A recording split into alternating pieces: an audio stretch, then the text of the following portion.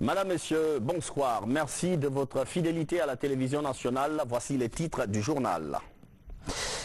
Un passage attendu et un Premier ministre exhaustif. Voilà un an que Dr Kassory Fofana dirige l'équipe gouvernementale.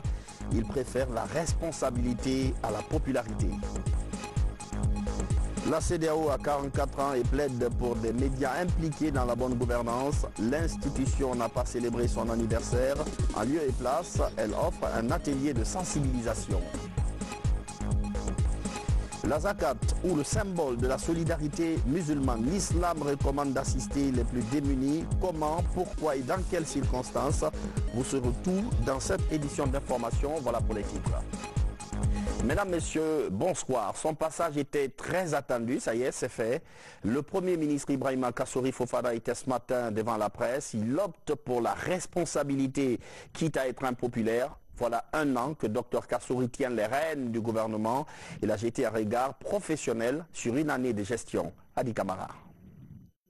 Le Premier ministre Dr Ibrahima Kassory Fofana face à la presse nationale et étrangère. C'est pour dresser le bilan des chantiers qu'il a réalisés depuis sa prise de fonction le 24 mai 2018. Les défis et les perspectives de l'action gouvernementale. Là-dessus, le Premier ministre a fait un bref aperçu sur les orientations du chef de l'État concernant la promotion du dialogue social, la restauration de l'autorité de l'État, la restructuration de l'administration, la lutte contre la corruption.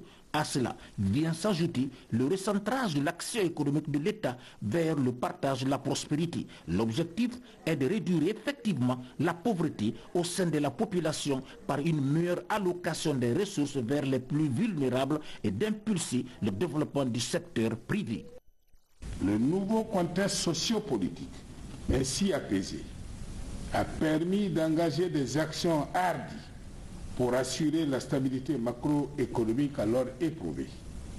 C'est ainsi que nous avons pu remettre sur les rails le programme économique et financier de la Guinée avec les institutions de Bretton Woods. Aujourd'hui, le taux moyen annuel de croissance est à des chiffres sur la période 2007-2018 et se situe à 10,2%. Cela est le fruit d'une gouvernance économique et financière saine, marquée par une stabilité des indicateurs macroéconomiques, une amélioration constante de l'environnement des affaires et un bon niveau de mise en œuvre du plan national de développement économique et social 2016-2020. Très attentif et engagé, le Premier ministre est revenu amplement sur un certain nombre d'initiatives concernant le vaste programme de réalisation des infrastructures socio-économiques comme la réhabilitation des voiries urbaines. La réhabilitation des voiries urbaines de Conakry, que vous voyez déjà, Labé, Dalaba, Pita, Mamou, Sigri, Gekedou, et le lancement d'importants chantiers sur les axes de l'intérieur du pays. Koya Farmoria, Koya Mamou Dabola, Dabola Sisela Kouroussa, Gekedou, Kondebadou, etc. La réhabilitation de certains ponts essentiels. L'amélioration du transport urbain de Conakry avec la relance du train Conakry Express et la mise en circulation d'une centaine de bus. Ceci garantit la mobilité d'une dizaine de milliers de Conakryens. Les journalistes présents à cette conférence ont posé plusieurs questions au Premier ministre chef du gouvernement. Des questions relatives au renforcement de la culture démocratique en Guinée, la protection du couvert végétal, la révision de la constitution guinéenne, l'installation des PA dans certains quartiers de la banlieue, le détournement des deniers publics, la construction des logements sociaux, à l'insécurité et aux opérations de déguerpissement menées à Kolomaya Dar Salam. Ce sont des questions auxquelles Dr Ibrahima Kassory Fofana, chef du gouvernement, a tenté de répondre avec satisfaction. Partant de cette conférence, le gouvernement Kassory, sous le leadership du professeur Alpha Condé, a inscrit la Guinée dans une dynamique de développement économique et social durable. Il y a donc 12 mois que Kassory Fofana a été nommé Premier ministre chef du gouvernement. À cette conférence, il était très attendu sur la question de projet d'une nouvelle constitution. Il a été très clair là-dessus. Je vous propose de suivre sa réponse. Et je veux dire, en tant que citoyen, il m'est arrivé de poser la question pas plus tard que la semaine dernière, au gouvernement, individuellement, en invitant chaque ministre de se prononcer sur le principe ou non d'une nouvelle constitution. À la sortie d'ici, vous pouvez interroger les uns et les autres, la réponse est unanime. Il n'y a pas de doute. Pourquoi? Parce que laissons la question de légitimité ou d'illégalité de la constitution existante, qui n'a pas fait l'objet du temps de suffrage universel. Mais il y a beaucoup de dispositions, même dans mes fonctions actuelles. Il y a une confusion, réaliser les dispositions relatives à la fonction présidentielle telle que définie la Constitution, dans la Constitution, et celle du Premier ministre. Ce n'est pas précis. Il faut préciser. Nous avons une Constitution qui consacre une douzaine d'institutions républicaines, dont le fonctionnement en termes de coûts est très lourd pour les jeunes démocraties que nous sommes. Certains pays ont changé de constitution pour cette raison, seule. Nous avons une constitution qui fait renoncer la Guinée à ses marques habituelles, historiques, de panafricaniste. La constitution, les deux premières constitutions républicaines, celle de 58 et celle de 82, consacrent le panafricanisme de la Guinée. La dernière, allez-y voir. Notre hymne national est bâti sur la philosophie du panafricanisme. Notre constitution, qui est le socle de cette vocation, n'en parle pas. Oui ou non, il est raisonnable de revenir sur ces fondamentaux. Donc la question d'une nouvelle constitution, en tant que citoyen, j'ai dit oui. En tant que gouvernant, j'ai dit oui. Doublement oui, parce que on a du mal. Merci.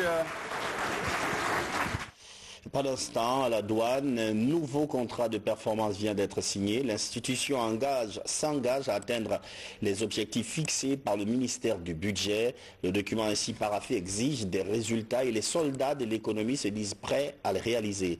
Isidore Gonona Nanamou de Tunkarata. Dorénavant, la Direction générale des douanes guinéennes est soumise à un contrat de performance en faveur de l'atteinte des objectifs qualitatifs et quantitatifs. La signature du dit contrat a mobilisé ce matin cadres du budget, administrateurs douaniers et partenaires financiers autour du ministre de tutelle et du général de brigade Toumani Sengaré.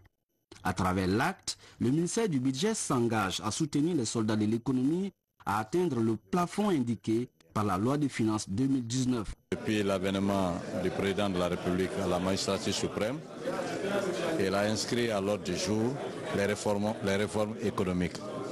Et pour faire des réformes économiques, un accent particulier a été mis sur les régies financières. Les régies financières, c'est pour permettre de collecter au maximum les recettes intérieures.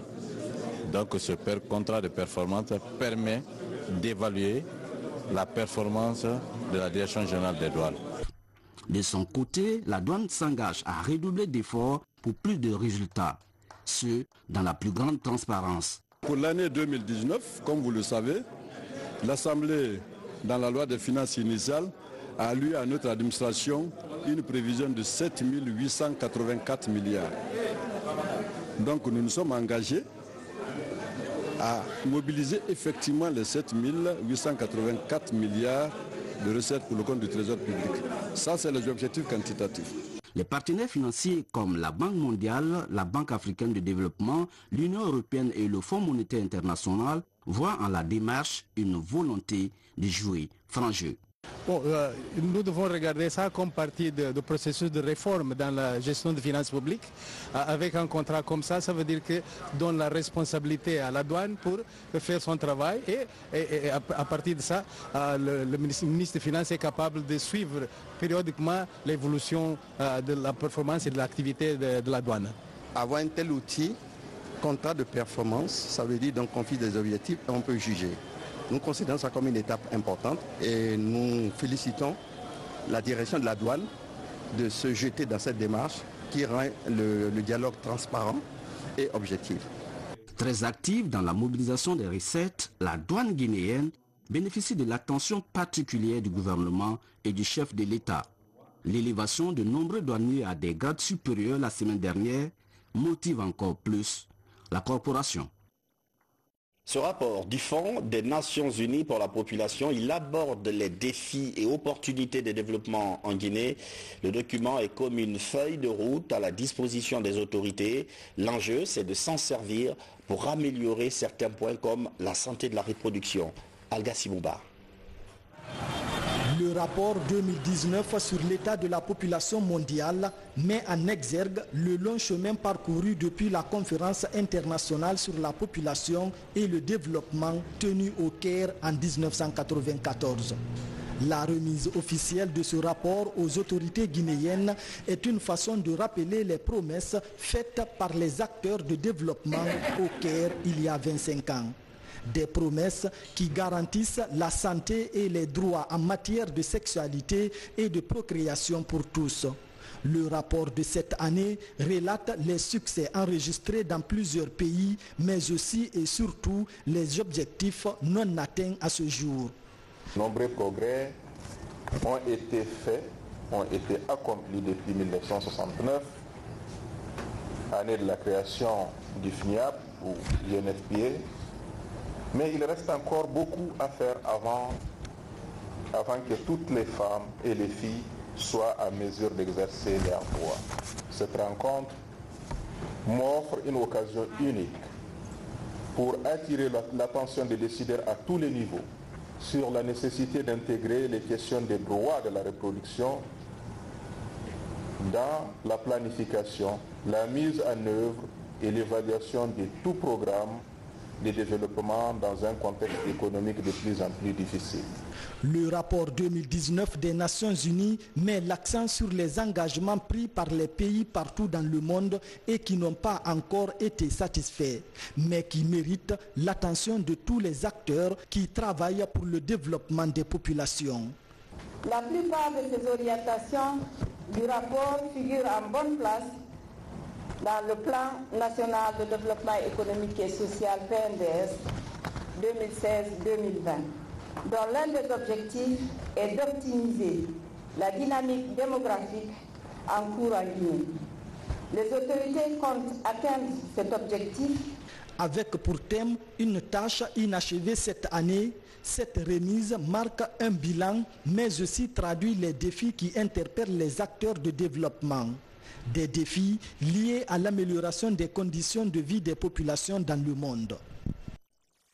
La CEDEAO vient d'avoir 44 ans d'existence. Le moment de renforcer la bonne gouvernance dans les pays membres, pas des célébrations officielles ou plutôt une célébration sobre. Le bureau local a organisé un atelier de sensibilisation sur le rôle des médias dans la promotion de la démocratie. Maurice Sidibé. Le maintien de la stabilité dans les pays de l'espace ouest africain fait partie de la mission de la CEDEAO. Sa représentation à Conakry initie cet atelier de sensibilisation sur le rôle des médias dans la promotion de la démocratie et la bonne gouvernance en Afrique de l'Ouest. Cet atelier permettra d'identifier avec les participants et experts que vous êtes dans le média les stratégies requises pour la consolidation de la démocratie, de la paix et de l'unité nationale en République de Guinée, tout en mettant l'accent sur le respect des valeurs et normes de la profession. La plupart des organes de presse appartiennent à des partis ou des groupements politiques. Il devient impératif pour les États membres de procéder à un arbitrage indépendant dans un contexte où le public a droit à une information dépassionnée et promouvant une éthique professionnelle rigoureuse. Au cours de cette rencontre de partage d'expériences, les responsables de l'Institut supérieur de l'information et de la communication ont développé 3 thématiques. Il s'agit de l'éthique, du journalisme responsable, constructif et professionnel, du journalisme à l'ère numérique et du journaliste qui milite en faveur de la démocratie. Le rôle des médias dans la promotion de la démocratie a été largement débattu au cours de cette rencontre des professionnels des médias. Il y a une manipulation, une propagande, n'est-ce pas, qui ne dit pas son nom par les politiciens, par le pouvoir économique. Une invite a été faite aussi que les journalistes puissent mettre en place une synergie d'action pour surtout lutter contre certains termes qui sont de nature à mettre la société à mal, surtout les propos haineux, les discours haineux, les discours de communautarisme, les discours de régionalisme, les discours atteintes vraiment ethniques et religieuses qu'il faut essayer de lutter contre ça pour éviter que le pays ne sombre. La liberté des médias doit respecter un certain nombre de règles et de principes, notamment ceux dictés par l'éthique et la déontologie de la profession. L'éthique et la déontologie de la profession permettent aux journalistes de faire la part des choses entre l'information et l'intoxication, entre la critique et la médisance, entre l'analyse objective et l'interprétation fallacieuse.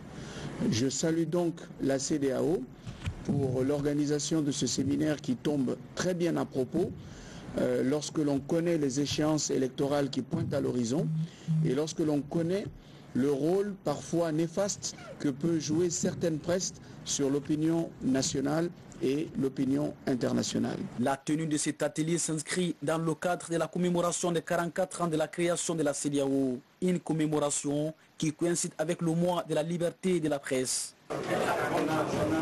Gouvernance économique vers la mise en place d'une base de données pour la supervision des projets de budgétisation. Le programme devrait s'étendre aussi au traitement des dossiers. L'initiative est du ministère du Plan, mais le département veut d'abord préparer ses cadres à réussir ce pari. Yaya Silla. La gouvernance économique doit radicalement changer au sein de l'administration publique en Guinée. En tout cas, c'est le but de cette rencontre de 10 jours ici à Kindia entre les acteurs de la chaîne de programmation, projet, budgétisation, suivi et évaluation. Ils ont été dotés des outils de gestion axés sur les résultats dans la gestion des investissements publics. Tout ce qui était du programme d'investissement public, on le faisait de façon manuscrite, mais avec cette nouvelle plateforme ici qui met en corrélation un certain nombre d'acteurs, notamment les responsables de projet, et les BSD, les secrétaires généraux et les divisions sectorielles de la Direction nationale des investissements. Et je suis rassuré à plus d'un titre qu'à travers ces flux d'informations, et les projets peuvent être exécutés comme cela se doit, et une supervision aussi de ces projets se fera sans problème. En mettant en place cette plateforme, le ministère du Plan et du Développement économique vient ainsi de combler un déficit qui a longtemps impacté négativement la gestion des investissements publics en Guinée.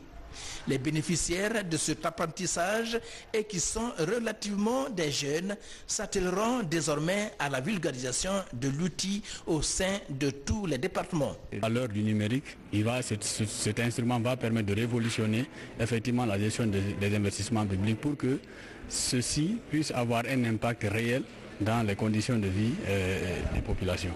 Le ministère du Plan et du Développement économique se met sur la trajectoire du Plan national de développement économique et social 2016-2020. Fini le conclave de l'Union des postes africaines à Conakry. Il s'agit d'une réunion préparatoire de la grande rencontre d'Abidjan en 2020. Le comité technique a planché sur plusieurs sujets et fait des recommandations pour le 27e congrès. Kerna Ousmane Diallo. Le 27e congrès de l'Union postale universelle qui se tiendra à Abidjan du 10 au 28 août 2020 est un rendez-vous majeur qui va orienter la marche à suivre pour le développement du secteur des postes dans le monde entier. Mais avant ce rendez-vous planétaire qui va réunir plus de 3000 participants, c'est à Conakry que se tient la réunion préparatoire de ce congrès avec des représentants de 12 États de la sous-région. La Guinée occupe la vice-présidence du Comité africain de soutien à la Côte d'Ivoire pour l'organisation de cet événement. Les recommandations des travaux de Conakry sont remises au ministre guinéen en charge du secteur. Il a été demandé à tous les dirigeants postaux ouest-africains de relayer le communiqué final de Conakry, à l'intérieur duquel nous sommes mis d'accord sur 3 axes. Une mobilisation politique à grande échelle. Il faudrait que l'année prochaine, au mois d'août, à Abidjan, que les chefs d'État de la sous-région soient aux côtés de leur frère Alassane Ouattara. Il faudrait que l'année prochaine, à Abidjan, que les ministres en charge des postes soient aux côtés de leur frère, le ministre Isaac Dey. Il faudrait que l'ensemble des directeurs généraux des postes et leurs proches collaborateurs soient à Abidjan. Si l'organisation de ce congrès suscite un vaste élan de solidarité, c'est aussi parce que sa tenue est historique.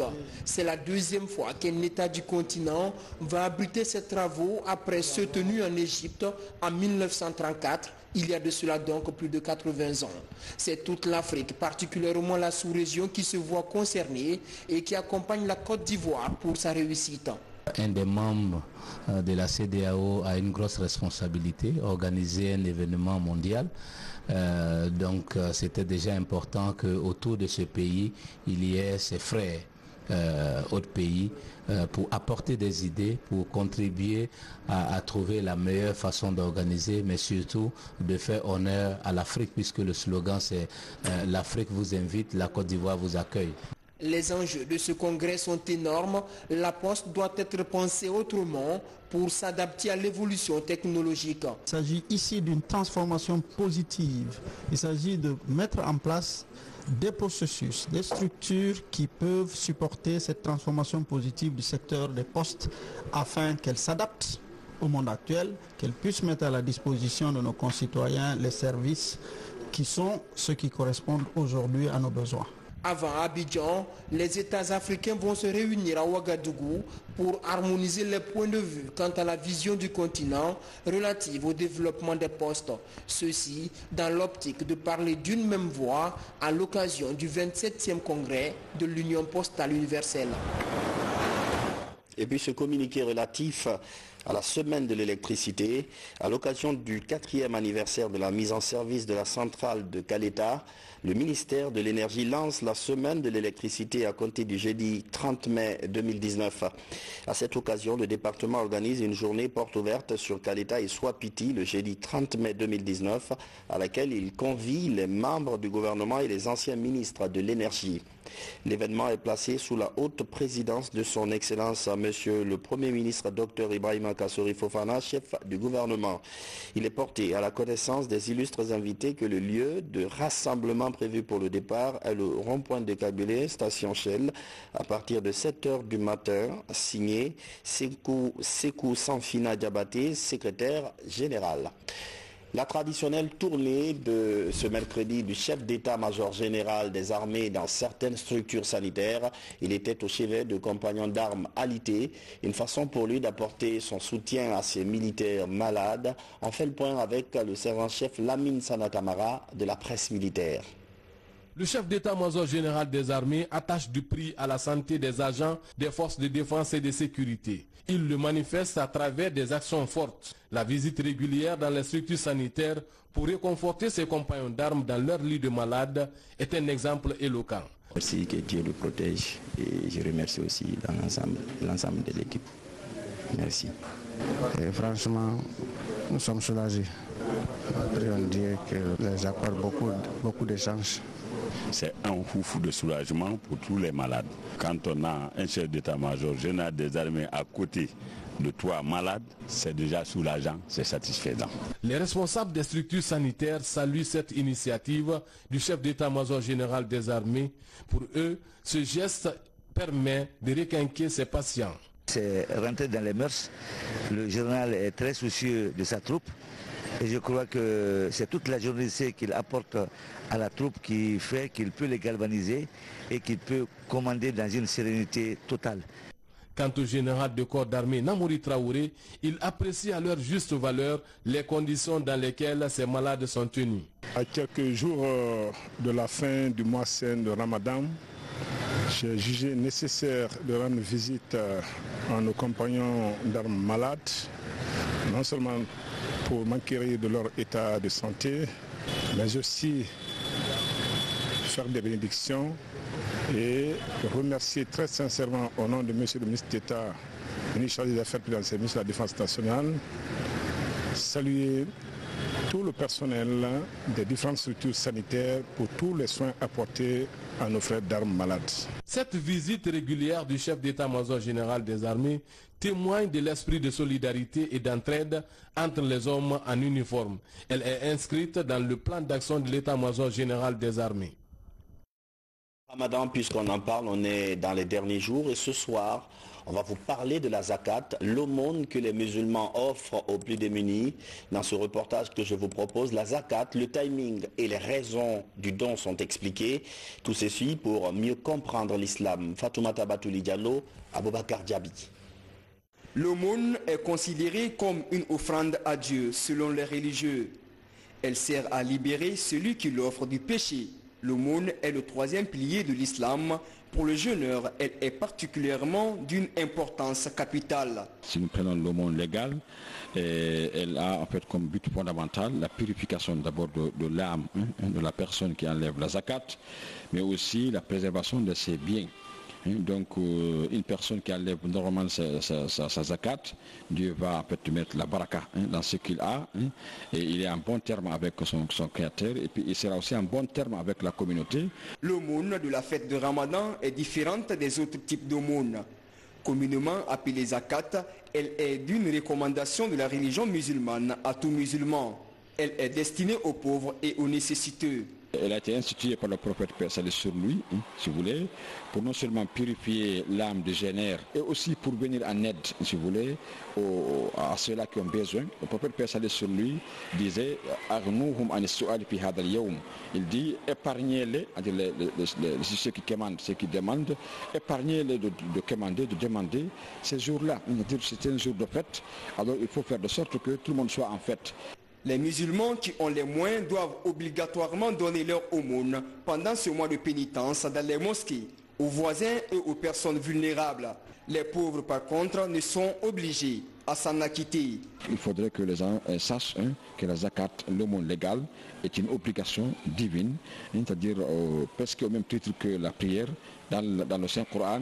Partout on évoque, ou plusieurs fois quand on évoque la salat, on le fait accompagner aussi par la zakat. Selon les religieux, les fidèles musulmans doivent donner très tôt leur aumône à partir du 28e jour du mois de Ramadan jusqu'au petit matin du jour de la fête.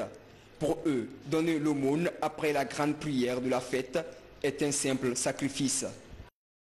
Autre sujet de l'actualité nationale. Dans la nuit de lundi à mardi dernier, des habitants de Sangoya, commune de Matoto, ont perdu le sommeil. Les pluies qui sont tombées ont causé quelques inondations.